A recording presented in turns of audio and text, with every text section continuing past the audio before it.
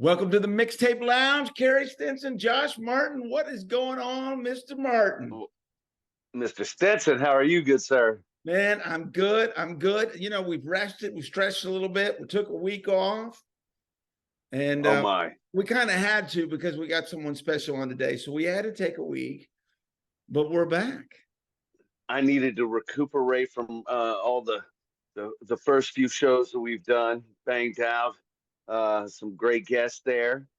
Got the creature on, got Reese on. That was a nice interview with And Reese. The always last one. good to see Courtney Cook. Come on, right? Shoot, I barely got over Barry Pearl before we had to get into Creek. Well, Right? and exciting news, if you guys don't know, we are now on DBTV as well. So we have expanded. Right. Come on. We're YouTube, now we're DBTV, and just wait. We've got a lot of Never places stop to it. go. A lot of places. That's right. Oh, what do you got going on, Josh? Oh my gosh. Well, I took a little family vacay. Took a little time off this last week. It's part of the Cool. reason we weren't around. But yeah, had some good time at the old Disney World. Awesome. Took the girls, and but now right back to it. I landed and went straight to a Ryman and Steelan show at Legacy Hall in Plano. That's awesome. That was had a great time, had a great show. The next day I was straight to Oklahoma for a soccer tournament all weekend. There you go. So yeah, I've been barely turning around, getting laundry done, and getting ready for the next one. I love it. How about you? Man, well, it's a big weekend for me. I got the Spartan. I've been training for doing a Spartan race now for 3.5 months, and Sunday's the day. Right. So okay. 10K, 30 obstacles. Watch out. Granbury, here I come. No, Giddy up. Sunday? Sunday. Well, go ahead. Go ahead to you. So looking forward to that. All the best. Same thing. You were in Oklahoma. I was in Prosper at a band, high school band. So right. We travel. Always some traveling. Absolutely. Well, Mr. Martin, what a cool guest that we have on. Man, this guy means the world to you and I both. You right. You're right. This was, we talk about the beginning. All you Barney fans, like, you want the behind the scenes. This is, you guys all are searching, and we love that. You want to hear you don't know about this one, and you don't know the stories about to come out of this man's mouth. I wonder if any of you OG super sleuths have even ever heard of this guy or even ever mentioned him. I've never heard you guys mention him, but you guys are in for a treat. So let's bring him on. Josh, why don't you introduce him? Ladies and gentlemen, boys and girls, children of all ages, it is none other than the one and only Chris Evetts. Ladies and gentlemen, make some noise for Mr. Chris Evetts. Are you serious? I'll make some noise. How are you, Chris? Yeah. Unmute yourself, Chris. Unmute yourself. That was all done on purpose, by the way. Yeah, it was. And it was part of my homage to all Zoom meetings ever. at least in the corporate world. It was a great homage. I could hear the crowd going wild, though. Luckily, you were not muted. There you go. It kind of reminded me of some of our first early sing-alongs that we did and had to use the old jam box. Oh, yeah. I remember those days. Oh my How are you gosh. two boys doing? Good. How are you? Hey, welcome Chris, to the podcast. Hey, Chris, we introduced you, but we didn't really tell them what you did, why you know us, where all that comes from. I'll be glad to give you a nutshell version of that.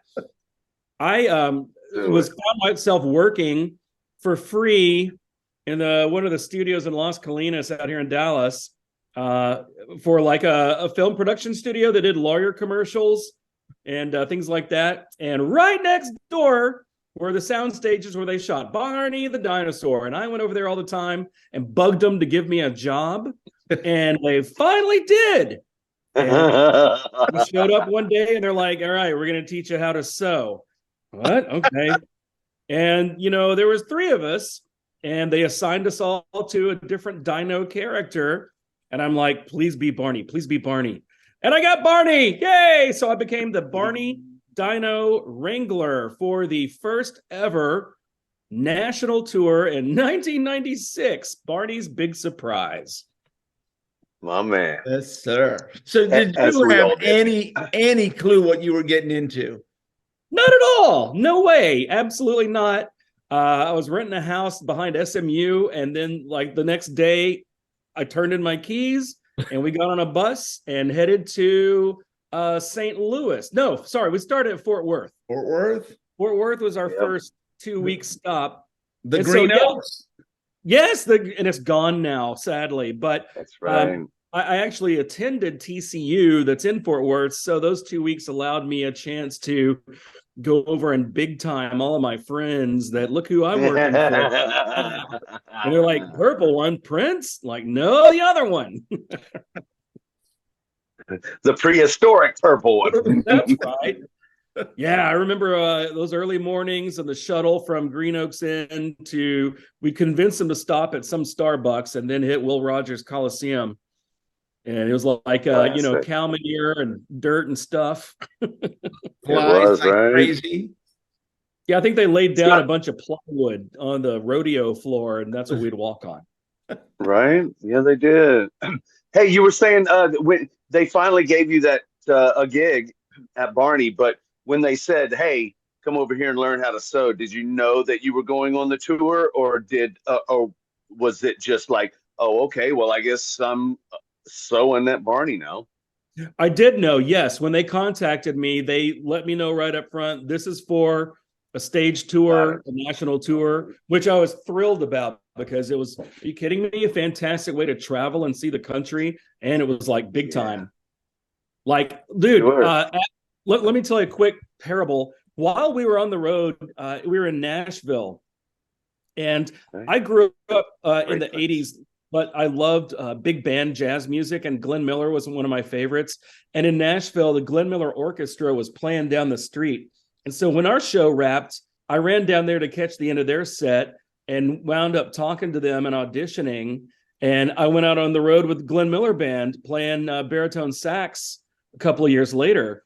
And let me tell you the night and day difference between our 2 tours, because on Barney, we all had our own room.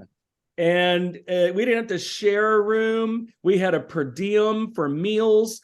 And Glenn Miller, which I loved, I had such a good time. We had to pay for that hotel room out of our pocket. And so we stayed at like the cheapest possible roach motels you can imagine. We all had a roommate. Yeah. So like it was that time on Barney, whoo, that was a luxury. That spoiled me big time. It was fun. I had a fun time. Yeah, they did. Well, when you're selling out theaters and arenas, and I mean, my God. Absolutely. Look, we would go out afterwards, and Josh would, because Carey was the very serious one. You know, he was probably honing his skills after the show, and then we'd go to a club, and I would always witness, like, Josh never failed once the Barney was mentioned. He was very popular with everybody there. And I'm sure it's part of his personality too. Oh, it happens sometimes. What were some of your favorite places that we went, Chris? My gosh. Well, the pinnacle for me, the highlight by far, without a doubt, was our 2 weeks at Radio City Music Hall in New York. That was the coolest. We were there in January, so it was still kind of that magical Christmassy feeling. And the best thing we got to do was for a promotional photo, we got out onto the marquee of Radio City. Like, who's done that? Almost nobody. But they shoved us out there on the marquee to take a picture. And I remember the big issue was squeezing Barney's hips through the narrow little window that led out onto the balcony. And it was an issue. That was you, right, Carey? Yes, and that was not the big issue. The big issue is that I'm scared of heights. Understood, because it was pretty high up there. I still have a photograph of us that I took of me and you out on top of Oh, that. maybe we can share that at this I moment. would be happy to. Let me see if I can find that thing. Yes, I can send that to you. It was Send Send it to Carey. Maybe somewhere around here. Yes. Yes. Chris, I want to know, when you got out there in Fort Worth, could you believe how big everything was? Right? The set. I mean, this was a rock and roll tour for kids. It absolutely was. And one thing that I was struck by was the touring company that they booked to, handle our logistics. I mean, look, the washing machines that they had that we took with us everywhere that washed the silks and undergarments that you guys wore belonged to the Rolling Stones. They just got finished using them because they were out on tour with those guys right before us. And they were like with Marilyn Manson and Poison and Metallica. And then they were with Barney. And by the way, all the crew, it's like they were mad. They didn't want to be with Barney. All these Boston cats that had attitude. I would say the word is surly. Yeah, they were surly. Surly. Yes.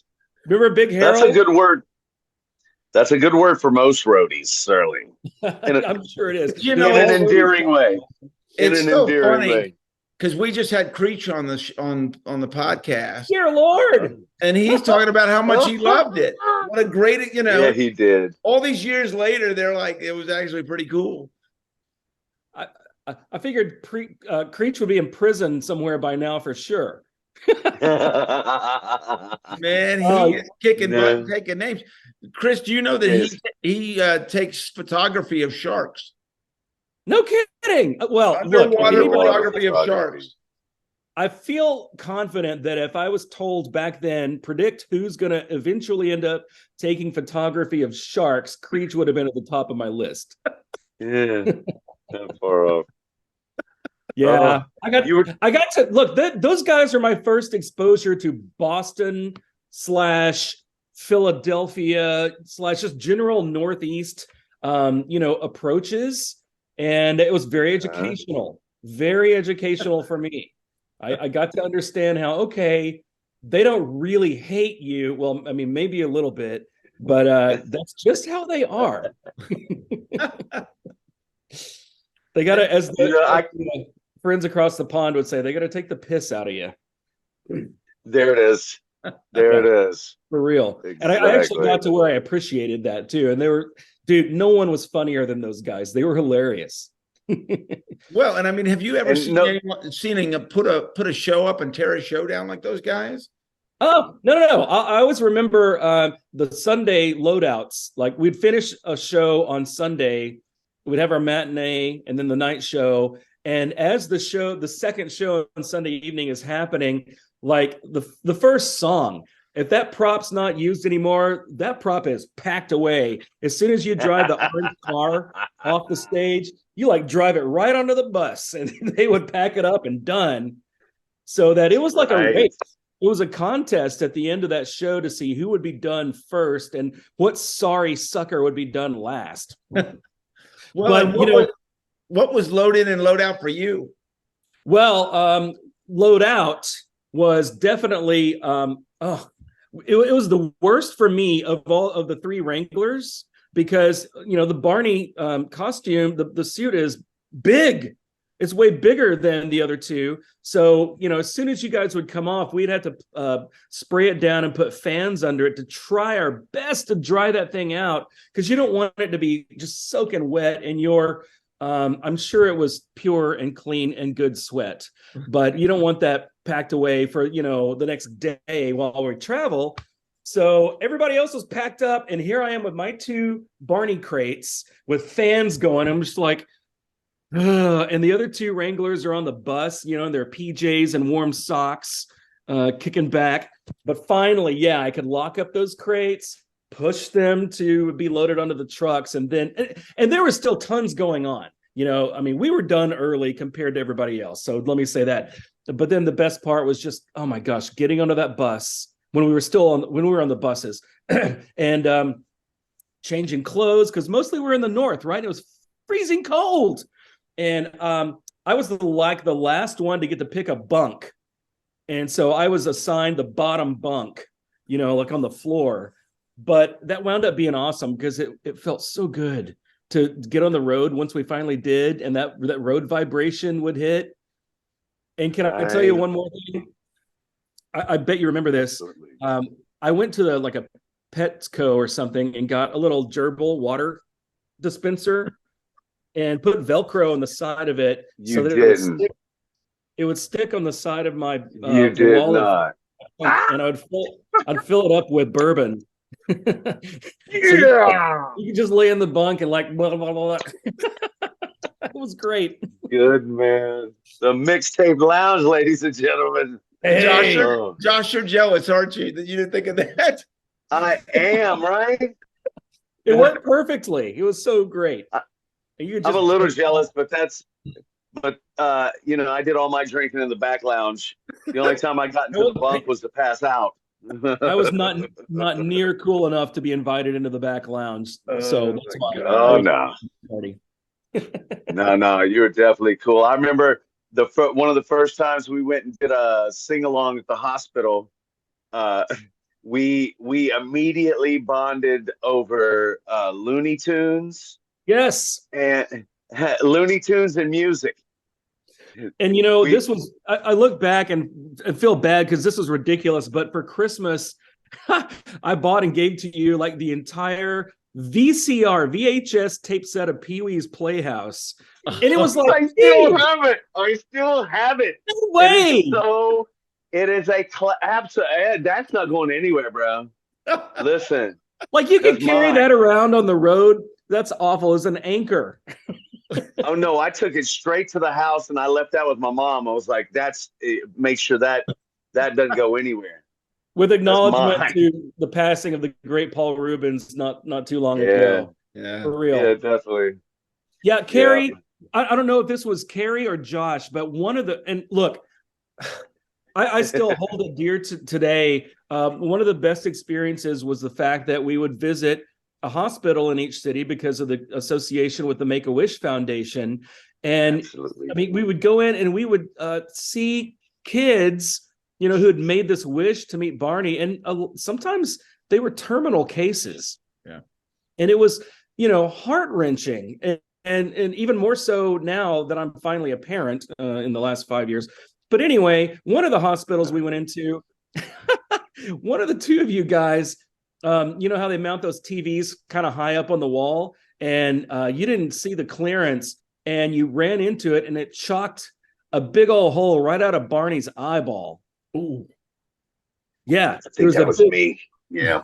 Yeah. And we had to like, oh, kids, we'll be right back. And we had to run down to the truck. And you remember Rob. Oh, Rob. That was me. Yeah. Go for Rob. Go for Rob. That's right. Go for Rob. Go for Rob.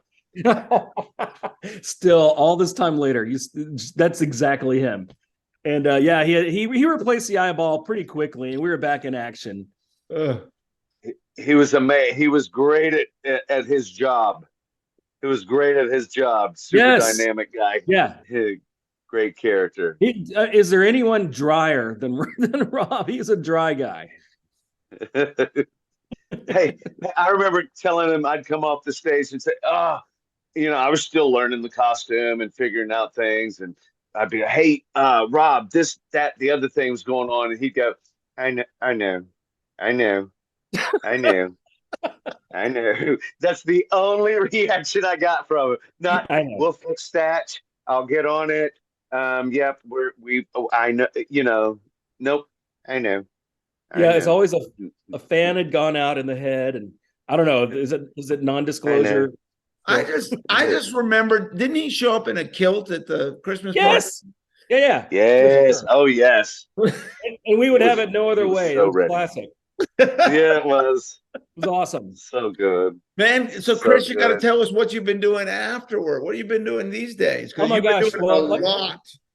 Yeah, like I said, after the Barney tour led to me getting to go out on the road with, I mean, it was like a boyhood fantasy to play with the Glenn Miller Orchestra. A lot of jazz guys are like punching their dash right now, but I really liked it. Look And at that. gosh, we went on cruises. We went to South America. We went to Japan. But another great thing that happened was I got a Rotary Club International Scholarship called an ambassadorial scholarship.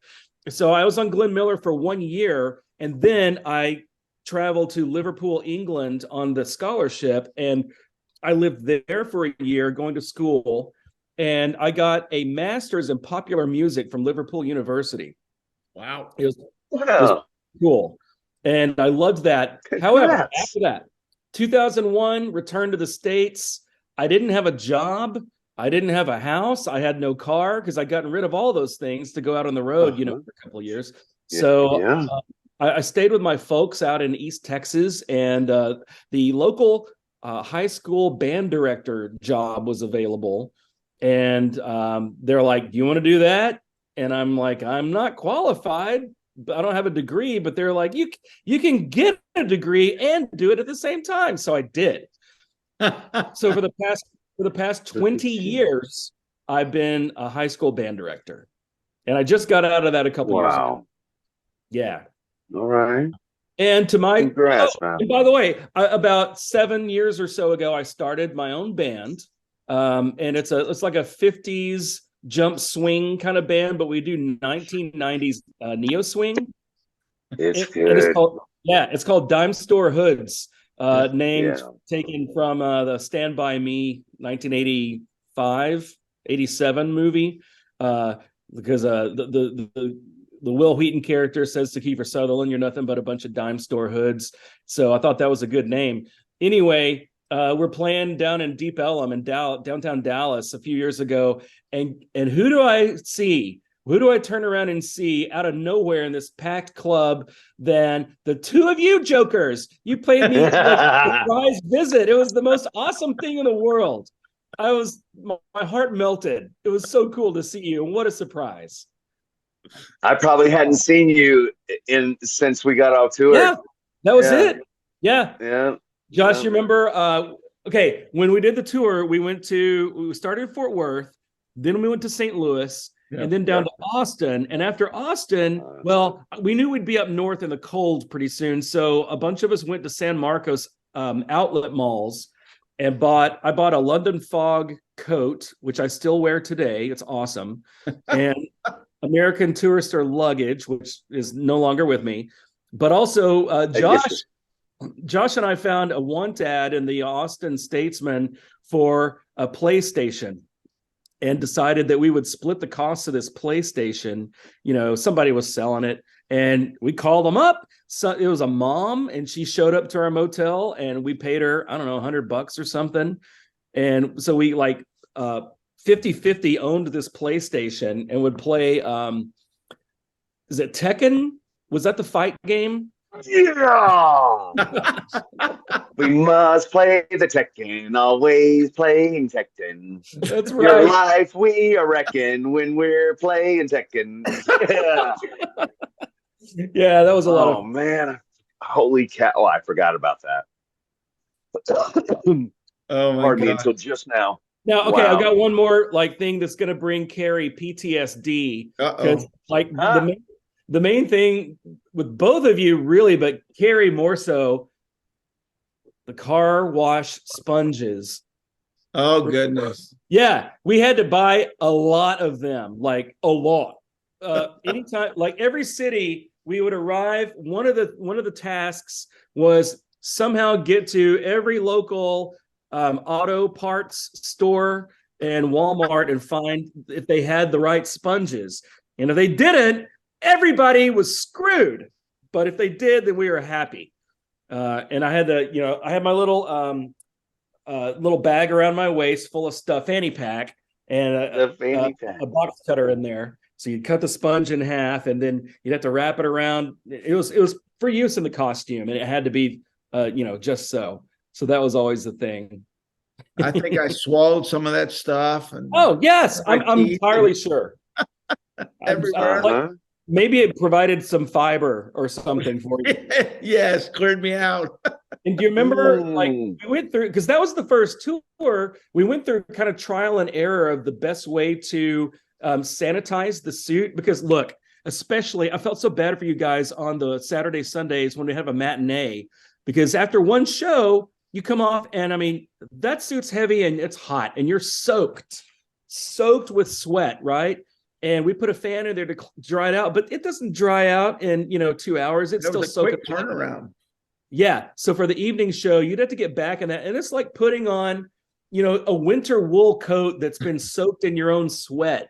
How pleasant does that sound? And I remember legit, you guys would be out on stage dancing to a song and, with your arm movements, sweat would just sling out of the arm out into the audience. And I'm like, oh, God. One time I think that's when we started wearing gloves. Maybe so. Yeah. That's smart. One time I had to replace some of the toes in the feet, because they would get dirty, and I was learning to sew, and I was in particular nervous about one toe. I remember I would be in the wings during the show, and I'm down on the ground, like watching every footfall of whichever one of you it was, because I was so terrified that this toe, which was a tennis ball wrapped in yellow lycra, would just shoot out of the foot into the audience. But it never did. It never did do it. So we were okay. Hey, we got a couple minutes left, and you got to talk about 40 Acre Mule. Oh, yeah. That's one of the greatest things. I happen to know this cat, Isaiah Evans, here in Dallas, and he started a band a few years ago called the 40 Acre Mule. And not long after he started it, he wanted a sax player. That's what I play. And not only a sax, but a baritone sax, which is a little less common. It's the big boy. Yeah, it's a big boy horn. So I joined that troupe, and we've really taken off. We've toured quite a lot. We've toured the West Coast 2 or 3 times. We've toured the Midwest, and we got more of that coming up. We have 2 albums out there. So, we're on Spotify. Look for the 40 Acre Mule. You're going to dig. It's like a rhythm and blues meets rock and roll meets country, sort of all mixed into one big old bucket, and it's pretty fun. We just played the Texas State Fair yesterday. I saw you guys at the Twilight Lounge in Fort Worth. Yeah, that's right. Yeah. You guys are awesome. It's just such an awesome band. Thank you for that. I dig it. I appreciate that, bringing that up too, because we're still going real strong. The 40 Acre Mule. Love it. And then watch for the Dime Store Hoods out and about in Dallas and Fort Worth. If you're into swing dancing, we got a big following in the swing dance community. We're a lot of fun. Come check us out. Yes. Also, you got a social on that? Yeah, we're just on the usual Instagram, Facebook, TikTok. We're on all of that as Dime Store Hoods. Okay. I'm getting ready to launch a website. It's taken me a long time to do it. So that's forthcoming, but I don't have a specific domain name or whatever to give to you yet. Cool. And then same with the 40 Acre Mule. Yeah. Just if you Google 40 Acre Mule band, you're going to find us. Thank you so much for having me on. Man, we love having you on. Well, you're the greatest guys ever. I'm so happy that you're doing the podcast. It's like my 2 Barney parents got married, even though I'm older than both of you guys. Oh my God. I've got more dirt on both of you, so there should be a part 2 sometime. I guess there will have to. I guess we will not be doing that episode. Oh, too bad we gotta go, Chris. So sorry you gotta go. Bye. Well, I'm super proud of you guys for everything you've done since those days. Back at you, brother. I love what you're doing, Chris. It was a great family. It was a good family. It still is. Absolutely. We've come a long way from he let the others wear a quack, quack, quack. Oh, it's peanut butter and jelly time or something. That's right. Smash them. Oh my gosh. Oh, thank you so much, Chris. Hey, in the next installment, we'll tell everybody what Barney's big surprise was. Okay, thank you guys. We'll see you next time. All right. We'll see you. Thanks for watching Mixtape Lounge. We'll see you next week. Bye-bye.